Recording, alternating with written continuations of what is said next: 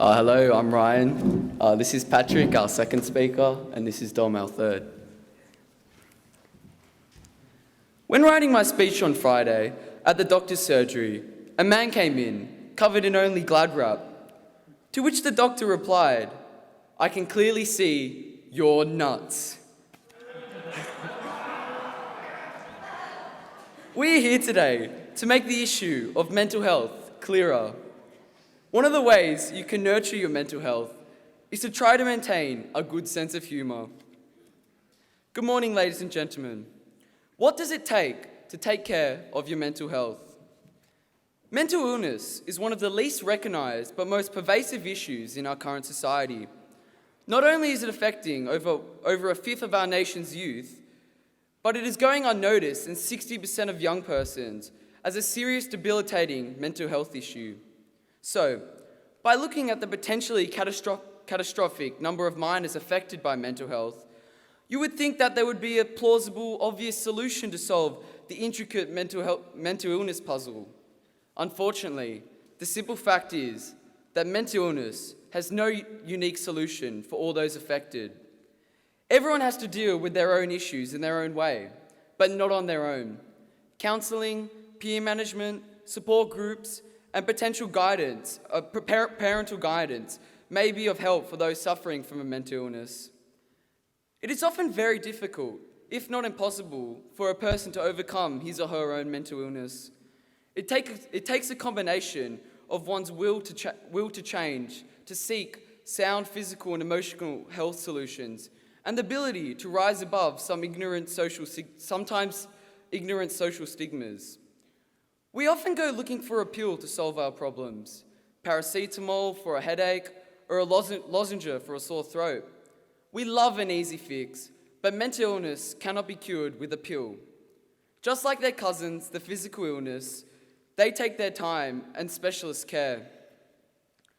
If you are well, mentally well, there is much that you can do to keep yourself that way.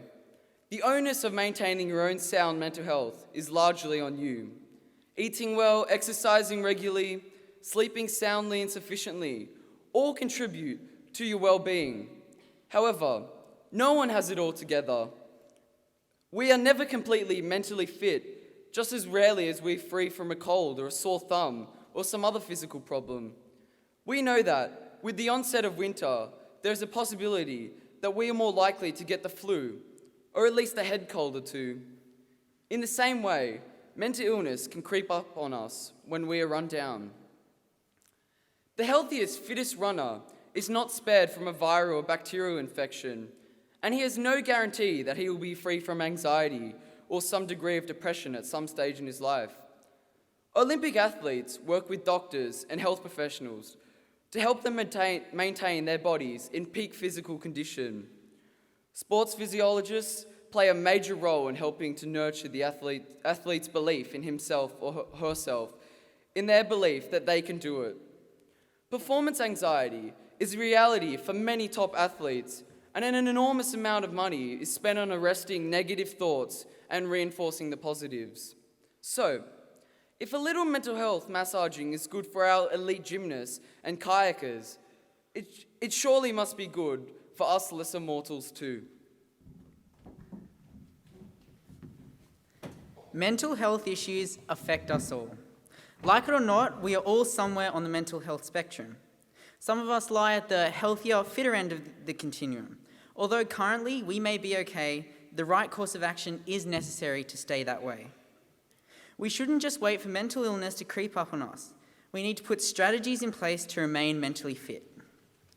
Further down the spectrum, some of us might not be as mentally well. How do we take care of ourselves then? We are no longer in the happier situation where we are simply maintaining the status quo. Being less healthy means that we will probably be less likely to navigate our way through the problems we may be experiencing. It is at this point that other people, friends, counsellors, or experts may need to give us a hand. Failure to seek or accept help may lead to a further slide down the continuum, to experience other physical and emotional problems, including obesity, anorexia, or even malnutrition. Mental illnesses can result in a lack of passion for physical activity. This may inhibit a person's ability to get better, as exercise is such an important dimension of good mental health. Prevention strategies at this stage are crucial to prevent a person from spiraling into more severe cases of mental illness. The first major strategy that is imperative to taking care of mental health is establishing a well-rounded overall sense of being. This starts with one's physical soundness. Our rapidly advancing society is now becoming increasingly dependent on technology. Many jobs now revolve around an office and desk, requiring little physical exertion. Children can learn more than any labouring job could teach them in a lifetime by simply turning on a tablet from the comfort of their own home. Constant upgrades to technology means that we don't even have to leave our home to continue with our normal daily routine. In a world where you can order over the net and pay people to rock up outside your door with groceries for the week, it is not surprising that many forget about their physical well-being. An increase in consumerism, targeted particularly towards minors, has only intensified this crisis, with a spike in obesity rates to 1/3 of our young generation. This is an inevitable consequence of eating junk, sometimes because it is cheap and more accessible. This, of course, may lead to deteriorating physical health, which can lead to one becoming a social isolation and can also be the onset of bullying. This in turn may diminish a person's mental health. Clearly, mental illness is a lengthy process which can very easily start by having a poor physical health or even an underdeveloped mental capacity.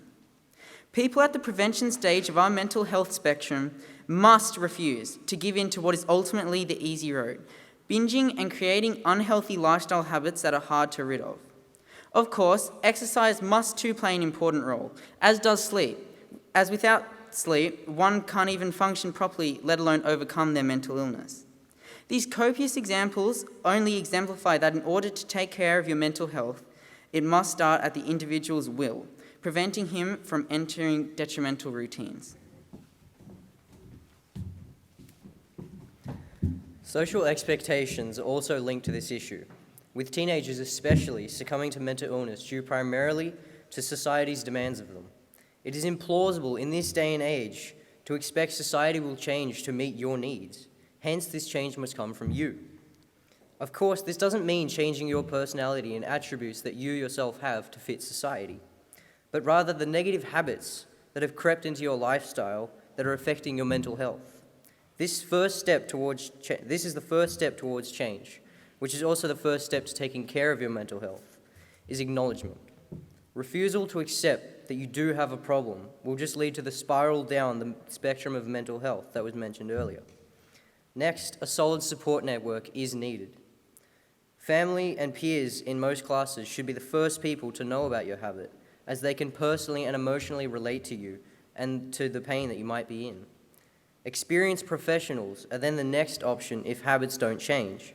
These people have the training and experience that we sometimes need to help us overcome some of the larger obstacles in our mental health. Ongoing dialogue with these people is absolutely crucial in overcoming illness and achieving better mental health. However, one visit to the school counsellor does not fix your problems.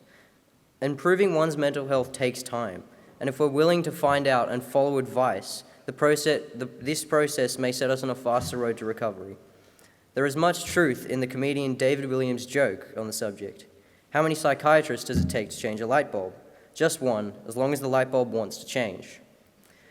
One must ignore societal flaws and stigmas directed at them. Through experience, embracing of your individuality and conformity from yourself, a person can reverse his or her spiral into mental illness, and effectively take care of their mental health.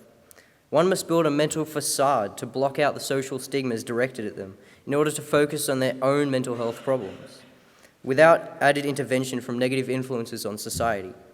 Besides, social stigmas, that being a mark of disgrace associated with a particular circumstance, quality, or person, are simply intangible, bygone, single-minded ideologies that should not be seen as a list of fulfillment for a person. In order to take care of one's mental health, they must embrace their own unique attributes and be happy with who they are. and then they will be on the road to recovery.